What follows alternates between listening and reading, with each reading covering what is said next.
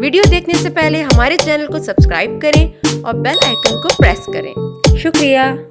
سلطان صلاح الدین ایوبی، قسط نمبر 5۔ دو سیاہ فام، دو ہیکل حبشی جن کی کمر کے گرد چیتوں کی کھالیں تھیں، ایک بڑا سا ٹوکرا اٹھائے تیز تیز قدم چلتے نظر آئے اور ٹوکرا لڑکیوں کے نیم دائرے کے سامنے رکھ دیا۔ ساز سپیروں کی بین کی دھن بجانے لگے۔ حبشی مست سانڈوں کی طرح پھنکارتے ہوئے غائب ہو گئے۔ ٹوکرے میں سے ایک بہت بڑی کلی اوپر کی طرف اٹھی اور پھول کی طرح کھل گئی۔ اس پھول میں سے ایک لڑکی کا چہرہ نمودار ہوا اور پھر وہ اوپر کو اٹھنے لگی۔ یوں لگتا تھا جیسے سرخ بادلوں میں سے چاند نکل رہا ہو۔ یہ لڑکی اس دنیا کی معلوم نہیں ہوتی تھی۔ اس کی مسکراہٹ بھی عرضی نہیں تھی۔ اس کے بالوں کی چمک بھی مصر کی کسی لڑکی کی چمک نہیں لگتی تھی۔ اور جب لڑکی نے پھول کی چوڑی پتیوں میں سے باہر قدم رکھا، اس کے جسم کی لچک نے تماشائیوں کو مسحور کر لیا۔ علی بن سفیان نے صلاح الدین ایوبی کی طرف دیکھا۔ اس کے ہونٹوں پر مسکراہٹ تھی۔ صلاح الدین ایوبی نے مسکرا کر اس کے کان میں کہا، مجھے توقع نہیں تھی کہ یہ اتنی خوبصورت ہوگی۔ ناجی نے صلاح الدین ایوبی کے پاس آ کر کہا، امیر مصر کا اقبال بلند ہو، اس لڑکی کا نام زکوئی ہے۔ اسے میں نے آپ کی خاطر سکندریہ سے بلایا ہے۔ یہ پیشہ ور رقاصہ نہیں اور عصمت فروش بھی نہیں۔ رقص سے اسے پیار ہے، شوقیہ ناچتی ہے، کسی محفل میں بھی نہیں جاتی۔ میں اس کے باپ کو جانتا ہوں، ساحل پر مچھلیوں کا کاروبار کرتا ہے۔ یہ لڑکی آپ کی عقیدت مند ہے، آپ کو پیغمبر مانتی ہے۔ میں اتفاق سے اس کے باپ سے ملنے اس کے گھر گیا تو اس لڑکی نے استدعا کی کہ سنا ہے کہ صلاح الدین ایوبی امیر مصر بن کر آئے ہیں، خدا کے نام پر مجھے ان سے ملوا دو۔ میرے پاس اپنی جان اور رقص کے سوا کچھ بھی نہیں جو میں اس عظیم ہستی کے قدموں میں پیش کروں۔ قابل صد احترام امیر، میں نے آپ سے رقص کی اجازت اسی لیے مانگی تھی کہ میں اس لڑکی کو آپ کے حضور پیش کرنا چاہتا تھا۔ آپ نے اسے بتایا کہ میں اپنے سامنے کسی لڑکی کو رقص اور اڑیانی کی حالت میں نہیں دیکھ سکتا۔ صلاح الدین ایوبی نے کہا، یہ لڑکیاں جنہیں آپ ملبوس لائے ہیں بالکل ننگی ہیں۔ عالی مقام ناجی نے کھسیانہ ہو کر جواب دیا، میں نے بتایا تھا کہ امیر مصر رقص کو ناپسند فرماتے ہیں، لیکن یہ کہتی تھی کہ میرا رقص پسند کریں گے، کہ میرے رقص میں دعوت گناہ نہیں، یہ ایک باعصمت لڑکی کا رقص ہوگا۔ میں ایوبی کے حضور اپنا رقص نہیں اپنا فن پیش کروں گی۔ اگر میں مرد ہوتی تو ایوبی کی جان کی حفاظت کے لیے اس کے محافظ دستے میں شامل ہو جاتی۔ آپ کہنا کیا چاہتے ہیں؟ صلاح الدین ایوبی نے پوچھا۔ اس لڑکی کو اپنے پاس بلا کر اسے خراج تحسین پیش کروں کہ تم اپنے جسم کو ہزاروں مردوں کے سامنے اوریاں کر کے بہت اچھا ناچتی ہو؟ اسے اس پر شاباش کہوں کہ مردوں کے جنسی جذبات بڑھانے میں خوب مہارت حاصل کی ہے؟ نہیں امیر مصر، میں اسے یہاں اپنے وعدے پر لایا ہوں۔ ناجی نے کہا، آپ اسے شرف باریابی بخشیں گے؟ یہ بڑی دور سے ادھر آئی ہے، ذرا دیکھیے اسے، اس کے رقص میں پیشہ ورانہ تاثر نہیں بلکہ خود سپردگی ہے۔ دیکھیے تو صحیح وہ آپ کو کیسی نظروں سے دیکھ رہی ہے۔ بے شک عبادت صرف اللہ کی جاتی ہے، لیکن یہ رقص کی اداؤں سے، عقیدت سے، مغرور نگاہوں سے آپ کی عبادت کر رہی ہے۔ آپ اسے اپنے خیمے میں آنے کی اجازت دے دیں، تھوڑی سی دیر کے لیے۔ اسے مستقبل کی وہ ماں سمجھے جس کی کوکھ سے اسلام کی پاسبانی کے لیے جانباز جنم دیں گے۔ یہ اپنے بچوں کو بڑے فخر سے بتایا کرے گی کہ میں نے صلاح الدین ایوبی سے تنہائی میں باتیں کرنے کا شرف حاصل کیا تھا۔ ناجی نے نہایت پر اثر الفاظ اور جذباتی لب و لہجے صلاح الدین ایوبی سے منوا لیا کہ یہ لڑکی جسے اس نے ایک بردہ فروش سے خریدا تھا، شریف باپ کی باعصمت بیٹی ہے۔ اس نے صلاح الدین ایوبی سے کہلوا لیا کہ اچھا اسے میرے خیمے میں بھیج دینا۔ زکوئی نہایت آہستہ آہستہ جسم کو بل دیتی اور بار بار صلاح الدین ایوبی کی طرف دیکھ کر مسکراتی تھی۔ باقی لڑکیاں اس کے گرد تتلیوں کی طرح جیسے اڑ رہی ہوں۔ یہ اچھل کود والا رقص نہیں تھا۔ مشعلوں کی روشنی میں کبھی تو یوں لگتا جیسے ہلکے نیلے شفاف پانی میں جل پریاں تیر رہی ہوں۔ صلاح الدین ایوبی کے متعلق یہ کوئی نہیں بتا سکتا تھا کہ وہ گمسم بیٹھا کیا سوچ رہا تھا۔ ناجی کے وہ سپاہی جو شراب پی کر ہنگامہ برپا کر رہے تھے، وہ بھی جیسے مر گئے تھے۔ زمین اور آسمان پر وجد طاری تھا۔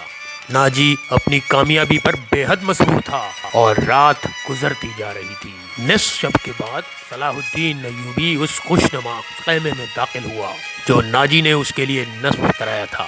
اندر انہوں نے قالین بچھا دیے تھے، پلنگ پر چیتے کی کھال کی مانند پلنگ پوش تھا، فانوس جو رکھوایا تھا اس کی ہلکی نیلی روشنی صحرا کی شفاف چاندنی کی مانند تھی، اور اندر کی فضا اگربیز تھی۔ خیمے کے اندر ریشمی پردے آویزاں تھے۔ ناجی صلاح الدین ایوبی کے ساتھ خیمے میں گیا اور پوچھا، اسے ذرا سی دیر کے لیے بھیج دوں؟ وہ کیا ہے کہ میں وعدہ خلافی سے بہت ڈرتا ہوں، صلاح الدین ایوبی نے کہا۔ بھیج دو۔ ناجی چوکڑیاں بھرتا ہوا خیمے سے باہر نکلا۔ تھوڑا ہی وقت گزرا ہوگا کہ صلاح الدین ایوبی کے محافظوں نے رقاصہ کو ان کے خیمے کی طرف آتے دیکھا۔ خیمے کے ہر طرف مشعلیں روشن تھیں۔ روشنی کا یہ انتظام علی بن سفیان نے کرایا تھا تاکہ رات کے وقت محافظ گرد و پیش کو اچھی طرح دیکھ سکیں۔ رقاصہ قریب آئی تو انہوں نے اس کو پہچان لیا۔ محافظوں نے اسے رقص میں دیکھا تھا۔ یہ وہی لڑکی تھی جو ٹوکرے میں سے نکلی تھی، وہ زکوئی تھی۔ وہ رقص کے اس لباس تھی جو توبہ شکن تھا، اس میں وہ عریاں تھی۔ محافظوں کے کمانڈر نے اسے روک لیا۔ زکوئی نے اسے بتایا کہ اسے امیر مصر صلاح الدین ایوبی نے بلایا ہے۔ کمانڈر نے اسے بتایا کہ یہ ان جیسے امیروں میں سے نہیں جو تم جیسی فحاشہ لڑکیوں کے ساتھ راتیں گزارتے ہیں۔ آپ ان سے پوچھ لیں، میں بن بلائے آنے کی جرت نہیں کر سکتی۔ زکوئی نے کہا۔ ان کا بلاوا تمہیں کس طرح ملا تھا؟ کمانڈر نے سختی سے پوچھا۔ مجھے تو سالار ناجی نے کہا ہے کہ تمہیں امیر مصر بلاتے ہیں۔ زکوئی نے کہا، آپ کہتے ہیں تو میں واپس چلی جاتی ہوں۔ اگر امیر محترم صلاح الدین ایوبی نے جواب طلبی کی تو خود بھگت لینا۔ کمانڈر تسلیم نہیں کر پا رہا تھا کہ صلاح الدین ایوبی نے ایک رقاصہ کو اپنی خوابگاہ میں بلوایا ہے، کیونکہ وہ ایوبی کے کردار سے واقف تھا۔ وہ اس کے اس حکم سے بھی واقف تھا کہ ناچنے گانے والیوں سے تعلق رکھنے والے کو 100 درے لگائے جائیں گے۔ کمانڈر شش و پنج میں پڑ گیا۔ سوچ سوچ کر اس نے جرت کی اور صلاح الدین ایوبی کے خیمے میں چلا گیا۔ صلاح الدین ایوبی اندر ٹہل رہے تھے۔ کمانڈر نے ڈرتے ڈرتے کہا کہ باہر ایک رقاصہ کھڑی ہے، کہتی ہے کہ امیر مصر نے اسے بلوایا ہے۔ صلاح الدین ایوبی نے کہا، اسے اندر بھیج دو۔ کمانڈر باہر نکلا اور زکوئی کو اندر بھیج دیا۔ محافظوں کو توقع تھی کہ ان کا امیر اور سالار اعظم اس لڑکی کو خیمے سے باہر نکال دے گا۔ وہ سب صلاح الدین ایوبی کی گرجدار آواز سننے کے لیے تیار ہو گئے، مگر ایسی کوئی آواز نہ سنائی دی۔ رات گزرتی جا رہی تھی۔ اندر سے دھیمی دھیمی باتوں کی آوازیں سنائی دینے لگی۔ محافظ دستے کا کمانڈر بے قراری کے عالم میں ادھر ادھر ٹہلنے لگا۔ ایک محافظ نے اسے کہا کہ کیا یہ حکم صرف ہمارے لیے ہے کہ کسی فاحشہ کے ساتھ تعلق رکھنا جرم ہے؟ ہاں، اس نے جواب دیا، حکم صرف ماتحتوں کے لیے اور قانون صرف رعایا کے لیے ہوتے ہیں۔ امیر مصر کو درے نہیں لگائے جا سکتے۔ بادشاہوں کا کوئی کردار نہیں ہوتا، کمانڈر نے جل کر کہا۔ صلاح الدین ایوبی شراب بھی پیتا ہوگا، ہم پر جھوٹی پارسائی کا رعب جماتا ہے۔ ان کی نگاہوں میں صلاح الدین ایوبی کا جو بت تھا وہ ٹوٹ گیا تھا۔ اس بت میں سے ایک عربی شہزادہ نکلا جو عیاش اور بد کردار تھا، جو پارسائی کے پردے میں گناہ کا مرتکب ہو رہا تھا۔ دوسری طرف ناجی بہت خوش تھا۔ صلاح الدین ایوبی کی خوشنودی کے لیے اس نے شراب سونگھی بھی نہیں تھی۔ وہ اپنے خیمے میں بیٹھا مسرت سے جھوم رہا تھا۔ اس کے سامنے اس کا نائب سالار ابرش بیٹھا تھا۔ اس نے ناجی سے کہا، زکوئی کو گئے بہت دیر ہو چکی ہے، لگتا ہے ہمارا تیر صلاح الدین ایوبی کے دل میں اتر گیا ہے۔ میرا تیر قطع کب گیا تھا؟ ناجی نے خیخہ لگا کر کہا، اگر یہ تیر قطع جاتا تو فوراً لوٹ کر یہیں ہمارے پاس آ جاتا۔ تم ٹھیک کہتے تھے، ابرش نے کہا، زکوئی انسان کے روپ میں طلسم ہے۔ معلوم ہوتا ہے یہ لڑکی حشیشین کے ساتھ رہی ہے، ورنہ صلاح الدین ایوبی جیسا بت کبھی نہ توڑ سکتی۔ میں نے اسے جو سبق دیے تھے وہ حشیشین کے کبھی دماغ میں بھی نہیں آئے ہوں گے۔ ناجی نے کہا، اب تو بس صلاح الدین ایوبی کے حلق سے شراب اتارنی رہ گئی ہے۔ ناجی کو باہر قدموں کی آہٹ سنائی دی۔ وہ دوڑ کر باہر گیا۔ وہ زکوئی نہیں تھی، کوئی سپاہی جا رہا تھا۔ ناجی نے دور سے صلاح الدین ایوبی کے خیمے کی طرف دیکھا۔ پردے گرے ہوئے تھے اور باہر محافظ کھڑے تھے۔ اس نے اندر جا کر ابرش سے کہا، اب میں یقین سے کہہ سکتا ہوں کہ میری زکوئی نے بت توڑ ڈالا ہے۔ رات کا آخری پہر تھا جب زکوئی صلاح الدین ایوبی کے خیمے سے نکلی۔ ناجی کے خیمے میں جانے کی بجائے وہ دوسری طرف چلی گئی۔ راستے میں ایک آدمی کھڑا تھا جس کا جسم سر تا پاؤں ایک ہی لبادے میں ڈھکا ہوا تھا۔ اس نے دھیمی سی آواز میں زکوئی کو پکارا۔ وہ اس آدمی کے پاس چلی گئی۔ وہ آدمی اسے ایک خیمے میں لے گیا. بہت دیر بعد وہ اس خیمے سے نکلی اور ناجی کے خیمے کا رخ کر لیا. ناجی اس وقت تک جاگ رہا تھا اور کئی بار باہر نکل کر صلاح الدین ایوبی کے خیمے کی طرف دیکھ چکا تھا کہ زکوئی نے صلاح الدین ایوبی کو پھانس لیا ہے اور صلاح الدین ایوبی کو آسمان کی بلندیوں سے گھسیٹ کر ناجی کی ذہن کی پستیوں تک لے آئی ہے. ابرش، اس نے کہا، رات تو گزر گئی ہے، وہ ابھی تک آئی نہیں. وہ اب آئے گی بھی نہیں، ابرش نے کہا. امیر مصر اسے اپنے ساتھ لے جائے گا. ایسے ہیرے کوئی شہزادہ واپس نہیں کیا کرتا. تم نے اس پر بھی غور کیا ہے ناجی؟ نہیں، ناجی نے کہا، میں نے اپنی چال کا یہ حصہ تو سوچا ہی نہیں تھا. کیا یہ نہیں ہو سکتا کہ امیر مصر زکوئی کے ساتھ باقاعدہ شادی کر لے؟ لیکن اس صورت میں یہ خطرہ ہے کہ لڑکی ہمارے کام کی نہیں رہے گی. وہ ہے تو ہوشیار، ناجی نے کہا، مگر رقاصہ کا کیا بھروسہ؟ وہ ہے تو رقاصہ اور تجربہ کار رقاصہ کی بیٹی ہے، دھوکہ دے سکتی ہے. ناجی گہری سوچ میں کھویا ہوا تھا کہ زکوئی اس کے خیمے میں داخل ہوئی. اس نے ہنس کر کہا، اپنے امیر کے جسم کا وزن کرو اور لاؤ اتنا سونا. آپ نے میرا یہی انعام مقرر کیا تھا نا؟ پہلے بتاؤ ہوا کیا ہے؟ ناجی نے بے تابی سے پوچھا. جو آپ چاہتے تھے، زکوئی نے جواب دیا. آپ کو یہ کس نے بتایا کہ صلاح الدین پتھر ہے، فولاد ہے اور مسلمانوں کے اللہ کا سایہ ہے؟ اس نے زمین پر پاؤں کا ٹھڈا مار کر کہا. وہ اس ریت سے زیادہ بے بس ہے جسے ہوا کے ہلکے ہلکے جھونکے اڑاتے پھرتے ہیں. تمہارے حسن کے جادو اور زبان کے طلسم نے اسے ریت بنایا ہے، ابرش نے کہا، ورنہ یہ کمبخت چٹان تھا. ہاں، زکوئی نے کہا، اب ریتیلا ٹیلا بھی نہیں. میرے متعلق کوئی بات ہوئی تھی؟ ناجی نے پوچھا. ہاں، زکوئی نے کہا. پوچھتا تھا کہ ناجی کیسا آدمی ہے. میں نے جواب دیا، مصر میں اگر آپ کسی پر اعتماد کرنا چاہیں تو وہ بس ناجی ہی ہے. اس نے پوچھا کہ تم اسے کس طرح جانتی ہو؟ تو میں نے کہا کہ وہ میرے باپ کا گہرا دوست ہے. ناجی ہمارے گھر آیا تھا اور اس نے ہم سے کہا تھا کہ میں صلاح الدین ایوبی کا غلام ہوں. مجھے صلاح الدین ایوبی سمندر میں کودنے کا حکم دیں گے تو کود جاؤں گا. پھر اس نے مجھ سے پوچھا کہ باعصمت لڑکی ہو؟ تو میں نے کہا کہ ہاں، آپ کی لونڈی ہوں. آپ کا ہر حکم سر آنکھوں پر. کہنے لگا، کچھ دیر میرے پاس بیٹھو. میں اس کے پاس بیٹھ گئی. پھر اگر وہ پتھر تھا تو موم ہو گیا اور میں نے موم کو اپنے سانچے میں ڈال لیا. اس سے رخصت ہونے لگی تو اس نے معافی مانگی. کہنے لگا، میں نے یہ زندگی میں پہلا گناہ کیا ہے. میں نے کہا، نہیں نہیں امیر مصر، آپ نے میرے ساتھ دھوکہ نہیں کیا، زبردستی نہیں کی، مجھے بادشاہوں کی طرح حکم دے کر نہیں بلایا. میں خود آئی تھی، پھر بھی آؤں گی. لڑکی نے ہر ایک بات اس طرح کھل کر سنائی جس طرح اس کا جسم اڑیاں تھا. ناجی نے جوش مسرت سے اسے اپنے بازوؤں میں لے لیا. ابرش زکوئی کو خراج تحسین اور ناجی کو مبارکباد پیش کر کے خیمے سے نکل گیا. صحرا کی اس پراسرار رات کی کوکھ سے جس صبح نے جنم لیا وہ کسی بھی صحرائی صبح سے مختلف نہیں تھی، مگر اس صبح کے اجالے نے اپنے تاریک سینے میں ایک راز چھپا لیا تھا جس کی قیمت اس سلطنت اسلامیہ جتنی تھی، جس کا قیام اور استحکام کا خواب صلاح الدین ایوبی نے دیکھا تھا اور اس کی تعبیر کا عزم لے کر جوان ہوا تھا. گزشتہ رات اس صحرا میں جو واقعہ ہوا اس کے دو پہلو تھے. ایک پہلو سے ناجی اور ابرش واقف تھے اور دوسرے پہلو سے صلاح الدین اور اس کا محافظ دستہ واقف تھا. اور صلاح الدین ایوبی، علی بن سفیان اور زکوئی تینوں ایسے لوگ تھے جو اس واقعے کے دونوں پہلوؤں سے واقف تھے. صلاح الدین ایوبی اور اس کے سٹاف کو ناجی نے نہایت عقیدت اور شان و شوکت سے رخصت کیا. سوڈانی فوج دو رویا کھڑی صلاح الدین ایوبی زندہ باد کے نعرے لگا رہی تھی. صلاح الدین ایوبی نے نعروں کے جواب دینے کے تکلفات کی پرواہ نہیں کی.